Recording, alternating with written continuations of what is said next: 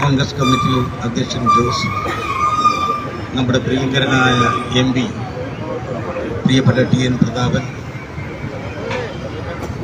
CPM-ന്റെയും പോലീസിന്റെയും കേരള ഭരണത്തിന്റെയും ജനാധിപത്യ വിരുദ്ധമായ തെറ്റായ ചെയ്തികൾക്കെതിരെ ശക്തമായ പ്രതികരണവുമായി പോരാട്ട വീര്യത്തോടുകൂടി മുന്നോട്ട് വന്നിട്ടുള്ള കോൺഗ്രസിന്റെ എക്കാലത്തെയും ശക്തി സ്രോതസ്സായ സഹപ്രവർത്തകരെ, സഹോദരി സഹോദരന്മാരെ, സുഹൃത്തുക്കളെ, ജനാധിപത്യ കേരളത്തിന്റെ ചരിത്രത്തിൽ ഇന്ന് ഒരു കരിദിനമാണ്. എത്രയോ ഭരണങ്ങൾ ജനാധിപത്യ കേരളം കണ്ടിട്ടുണ്ട്, സാക്ഷ്യം വഹിച്ചിട്ടുണ്ട്. പക്ഷെ ഇപ്പോൾ നടക്കുന്ന പിണറായി ഭരണത്തിന് സമാനമായ ഇതുപോലെ ഒരു തെറ്റായ നടപടികൾ തുടരുന്ന ഒരു ഭരണകൂടം കേരളത്തിലുണ്ടായിട്ടില്ല. തിരുവനന്തപുരത്ത് DGP ഓഫീസിലേക്ക് കേരളത്തിലെ കോൺഗ്രസ് നേതൃത്വം മാർച്ച് പ്രഖ്യാപിച്ചു. ഏതെങ്കിലും രാഷ്ട്രീയ പ്രേരിതമായിട്ടല്ല ആ മാർച്ച്, മറിച്ച് സമാധാനപരമായി പ്രതിഷേധിച്ച നവകേരള സദസ്സിനെതിരെ ജനാധിപത്യപരമായി വിയോജിപ്പ് പ്രകടിപ്പിച്ച യൂത്ത് കോൺഗ്രസ് പ്രവർത്തകരെ തല്ലിച്ചതയ്ക്കാൻ, അടിച്ചമർത്താൻ DYFI ക്രിമിനലുകൾ നടപടികൾ സ്വീകരിച്ചപ്പോൾ, അതിന് ശ്രമിച്ചപ്പോൾ അവരെയൊക്കെ ജനരക്ഷകരാണ് എന്ന് വിശേഷിപ്പിച്ചുകൊണ്ട് അവർക്ക് തുടർന്നും ഏത് അക്രമവും ഏത് ഗുണ്ടായുസവും നടത്താൻ പരിരക്ഷ ഒരുക്കുകയാണ് സംസ്ഥാന മുഖ്യമന്ത്രി ചെയ്തത്. മുഖ്യമന്ത്രിയുടെ ആ നടപടി അക്രമികളായ DYFI പ്രവർത്തകർക്ക് പുതിയൊരു മാനം നൽകി, പുതിയൊരു പരിവേഷം നൽകി, രക്ഷക പരിവേഷം നൽകി. യഥാർത്ഥത്തിൽ അദ്ദേഹം അക്രമത്തിനുള്ള, കലാപത്തിനുള്ള പച്ചക്കൊടി വീശുകയാണ് ഉണ്ടായത്. ഒരു കാര്യം അദ്ദേഹത്തിന് നേരത്തെ മനസ്സിലായി. ബഹുമാനപ്പെട്ട മുഖ്യമന്ത്രിയുടെ നേതൃത്വത്തിലുള്ള നവകേരള സദസ്സ് അർത്ഥശൂന്യമാണ്. ജനങ്ങളുടെ ഭാഗത്തു നിന്നും അനുകൂലമായ പ്രതികരണമല്ല അതിനുണ്ടാകുന്നത്. ആ ജനസദസ് കൊണ്ട് ജനങ്ങളുടെ പ്രശ്നങ്ങളൊന്നും പരിഹരിക്കാൻ പോകുന്നില്ല. നാടിന് പ്രയോജനവുമില്ല, ജനങ്ങൾക്കൊരു പ്രയോജനവും ഉണ്ടാകില്ല. അതുകൊണ്ട് ജനങ്ങൾ വലിയ താമസം കൂടാതെ നവകേരള സദസ്സിനെ തള്ളിക്കളയും എന്ന് ബോധ്യപ്പെട്ടപ്പോഴാണ് നവകേരള സദസ്സിൽ നിന്നും കേരളത്തിന്റെ ശ്രദ്ധ, ജനശ്രദ്ധ, ദേശീയ ശ്രദ്ധ തിരിക്കുന്നതിനു വേണ്ടി അക്രമ രാഷ്ട്രീയത്തിന് അനുകൂലമായി അദ്ദേഹം പച്ചക്കൊടി വീശിയത്. നമുക്കറിയാം, എത്രയോ മുഖ്യമന്ത്രിമാർക്കെതിരെ, മന്ത്രിമാർക്കെതിരെ, ഭരണാധികാരികൾക്കെതിരെ കേരളത്തിൽ പ്രതിഷേധമുയർന്നിട്ടുണ്ട്, രാജ്യത്ത് പ്രതിഷേധമുയർന്നിട്ടുണ്ട്. എന്റെ കുട്ടിക്കാലത്ത് ഞാൻ ഇപ്പോഴും ഓർക്കുന്നു, ആദരണീയനായ പട്ടംതാണി പിള്ള സാറ് കേരള മുഖ്യമന്ത്രി ആയിരുന്നപ്പോഴാണ് അദ്ദേഹം തൃശ്ശൂരിൽ വെച്ച് അദ്ദേഹത്തിന് കല്ലേറ് ഉണ്ടായത്. ശ്രീ K. കരുണാകരനെതിരെ, അച്യുതമേനോനെതിരെ, EMS നമ്പൂതിരിപ്പാടിനെതിരെ, കേരളത്തിൽ കാലാകാലങ്ങളിൽ അധികാരത്തിൽ വന്നിട്ടുള്ള മുഖ്യമന്ത്രിമാർക്കെതിരെ, ഭരണാധികാരികൾക്കെതിരെ എത്രയോ വിയോജിപ്പുകളും പ്രതിഷേധങ്ങളും കരിങ്കൊടികളും ഉയർന്നിരിക്കുന്നു. അതൊക്കെ ജനാധിപത്യത്തിന്റെ ഭാഗമാണ്. പ്രതിഷേധിക്കാനുള്ള അവകാശം ജനാധിപത്യത്തിന്റെ ഭാഗമാണ് എന്ന് അംഗീകരിച്ചുകൊണ്ട് ഭരണാധികാരികൾ അതിനെയൊക്കെ സമചിത്തതയോടെയാണ് കൈകാര്യം ചെയ്തത്, നോക്കിക്കണ്ടത്. അതേ സമയത്ത് കേരളത്തിലെ ജനാധിപത്യ പാരമ്പര്യത്തിന് വിരുദ്ധമായി നവകേരള സദസ്സുമായി മുന്നോട്ട് വന്ന മുഖ്യമന്ത്രിയോട് വിയോജിപ്പ് സ്വാഭാവികമാണ്. ശക്തമായ വിയോജിപ്പ് ആദ്യമേ തന്നെ, തുടക്കത്തിൽ തന്നെ പ്രകടിപ്പിച്ച എളിയ പ്രവർത്തകനാണ് ഞാൻ.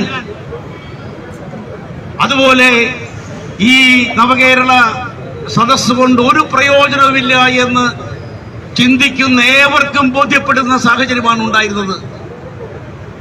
ബഹുമാനപ്പെട്ട മുഖ്യമന്ത്രി തന്നെ പറഞ്ഞത് കേരളത്തിലെ പല വകുപ്പുകളിലായി സെക്രട്ടേറിയറ്റിലായി ഏതാണ്ട് 8 ലക്ഷത്തോളം ഫയലുകൾ തീർപ്പ് കൽപ്പിക്കാനുണ്ടെന്നാണ്. ഞാൻ കൃത്യമായ കണക്ക് പറയാം. അദ്ദേഹം പറഞ്ഞത് ഇപ്രകാരമാണ്: 7,89,623 ഫയലുകൾ സംസ്ഥാനത്തിന്റെ വിവിധ ഭാഗങ്ങളിലായി വിവിധ ഓഫീസുകളിലായി കെട്ടിക്കിടക്കുന്നു തീർപ്പ് കൽപ്പിക്കാനായി. തിരുവനന്തപുരം സെക്രട്ടേറിയറ്റിൽ മാത്രമായി 93,014 ഫയലുകൾ കെട്ടിക്കിടക്കുന്നു. അപ്പൊ അതാണ് ഞാൻ പറഞ്ഞത്, 8 ലക്ഷത്തോളം, ഏതാണ്ട് 8 ലക്ഷത്തോളം ഫയലുകൾ.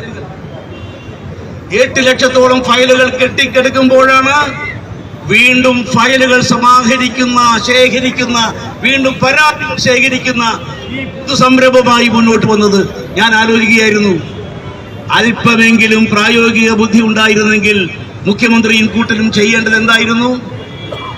മുഖ്യമന്ത്രിയുടെ 10-20 മന്ത്രിമാരുടെ പ്രത്യേകം കൗണ്ടറുകൾ സ്ഥാപിച്ചുകൊണ്ട് പരാതികൾ സ്വീകരിച്ച് മന്ത്രിമാരും ഉത്തരവാദപ്പെട്ട ഉദ്യോഗസ്ഥന്മാരും ഒന്നിച്ചിരുന്ന് ആ പരാതികൾക്ക് തീർപ്പ് കൽപ്പിച്ചിരുന്നെങ്കിൽ, ജനങ്ങൾക്ക് പരിഹാരം ഉണ്ടാക്കിയിരുന്നെങ്കിൽ, ശ്രീ ഉമ്മൻചാണ്ടിയുടെ മാതൃക പിന്തുടർന്നിരുന്നെങ്കിൽ എത്രയോ ആശ്വാസം ഉണ്ടാകുമായിരുന്നു.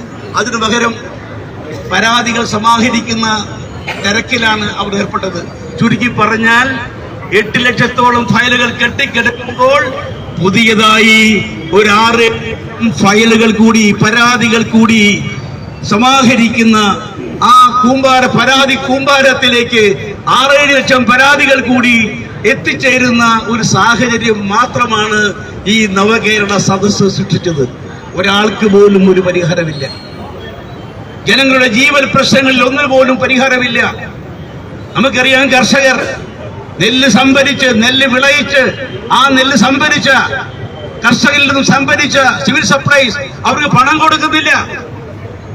കർഷക ആത്മഹത്യ നടന്നുകൊണ്ടിരിക്കുന്നു. എന്തിനേറെ, സിവിൽ സപ്ലൈസിൽ ക്രിസ്മസ് പ്രമാണിച്ചു പോലും യാതൊരു വിധത്തിലുള്ള ജനങ്ങൾക്ക് ആവശ്യമുള്ള പലവ്യഞ്ജനങ്ങളൊന്നും ലഭ്യമല്ല. ഞാൻ തൃശ്ശൂർ വാർത്ത കണ്ടിരുന്നു. ബഹുമാനപ്പെട്ട മേയറും ബഹുമാനപ്പെട്ട MLA-യും സിവിൽ സപ്ലൈസിന്റെ ക്രിസ്മസ് മേള ചന്ത ഉദ്ഘാടനത്തിന് ചെന്നപ്പോൾ സ്ത്രീകളുടെ പ്രതിഷേധം അവർക്ക് നേരിടേണ്ടി വന്നു. ക്ഷേമ പെൻഷനുകൾ ബഹുമാനപ്പെട്ട ഹൈക്കോടതി പോലും ഇടപെടേണ്ടി വന്നു. ക്ഷേമ പെൻഷനുകൾ ഒന്നും നൽകുന്നില്ല. KSRTC ഗുരുതരമായ പ്രതിസന്ധിയിലാണ്. രാജ്യത്തുടനീളം പ്രശ്നങ്ങൾ ഒന്നിനുമേൽ മറ്റൊന്നായി കുന്നുകൂടി കയറി വരുമ്പോൾ, നിത്യോപയോഗ സാധനങ്ങളുടെ വില ചരിത്രത്തിലില്ലാത്ത രീതിയിൽ അതിരൂക്ഷമായി വർദ്ധിക്കുമ്പോൾ, സ്ത്രീകൾക്കും കുട്ടികൾക്കും നേരെയുള്ള അതിക്രമങ്ങൾ വ്യാപകമാകുമ്പോൾ, ആകെ സർക്കാർ ശ്രദ്ധ കേന്ദ്രീകരിക്കുന്ന ഒറ്റ ഇനം: എങ്ങനെ മദ്യവ്യാപനം നടത്താം, എങ്ങനെ ലഹരി വ്യാപനം നടത്താം, എങ്ങനെ നാടിനെ സർവനാശത്തിലേക്ക് തള്ളിവിടാം, തലമുറകളെ സാമൂഹ്യ ദുരന്തത്തിലേക്ക് തള്ളിവിടാം. അതാണ് സർക്കാരിന്റെ ചിന്ത. ഇതുപോലൊരു സർക്കാർ രാജ്യത്ത് എവിടെയെങ്കിലും ഉണ്ടായിട്ടുണ്ടോ? കേരളത്തിൽ ഉണ്ടായിട്ടുണ്ടോ? ഒരിക്കലും ഉണ്ടായിട്ടില്ല. ആ തരത്തിൽ ജനങ്ങളോട് ദ്രോഹം മാത്രം ചെയ്യുന്ന ഈ ഭരണകൂടത്തിന്റെ നവകേരള യാത്ര, നവകേരള സദസ് കേവലം ഒരു പാഴ്വേലയാണ്. ഞാനിന്ന് കോഴിക്കോട്ട് മാധ്യമലേഖർ ചോദിച്ചപ്പോൾ ഞാൻ പറഞ്ഞു, സമ്പൂർണമായ വേസ്റ്റാണ് ഈ നവകേരള യാത്ര എന്നാണ് ഞാൻ വിശേഷിപ്പിച്ചത്. ഈ രീതിയിൽ മുന്നോട്ട് പോയപ്പോഴാണ് നേരത്തെ ഞാൻ ചൂണ്ടിക്കാണിച്ചതുപോലെ കലാപമുണ്ടാക്കി അക്രമ രാഷ്ട്രീയത്തിലേക്ക് നാടിനെ തള്ളിവിട്ടുകൊണ്ട് ജനങ്ങളുടെ ശ്രദ്ധ തിരിക്കുക, ജനങ്ങളുടെ പ്രശ്നങ്ങൾ പരിഹരിക്കലില്ല.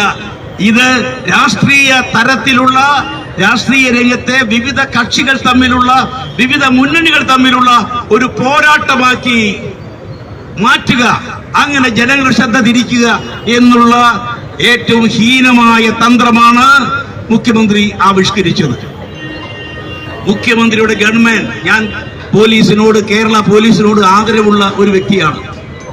ഞാൻ ആലോചിക്കുകയാണ്, നമ്മുടെ പോലീസ്, കേരളത്തിന്റെ പോലീസ്, ശ്രീ കെ കരുണാകരൻ കൈകാര്യം ചെയ്ത പോലീസ്, ശ്രീ ആന്റണി കൈകാര്യം ചെയ്ത പോലീസ്, ശ്രീ ഉമ്മൻചാണ്ടി കൈകാര്യം ചെയ്ത പോലീസ്, ശ്രീ നയനാർ കൈകാര്യം ചെയ്ത പോലീസ്, ശ്രീ കോടിയേരി ബാലകൃഷ്ണൻ കൈകാര്യം ചെയ്ത പോലീസ്, ആദരണീയനായ EMS കൈകാര്യം ചെയ്ത പോലീസ്, ഈ ആ തരത്തിൽ നമ്മുടെ അഭിമാനമായിട്ടുള്ള കേരള പോലീസ് ഇന്ന് അവർ ധരിച്ചിട്ടുള്ള യൂണിഫോമിന് പോലും നാണക്കേടുണ്ടാക്കുന്ന പ്രവർത്തനങ്ങളിലാണ് ഏർപ്പെട്ടിട്ടുള്ളത്. നിങ്ങൾ ചിന്തിക്കണം.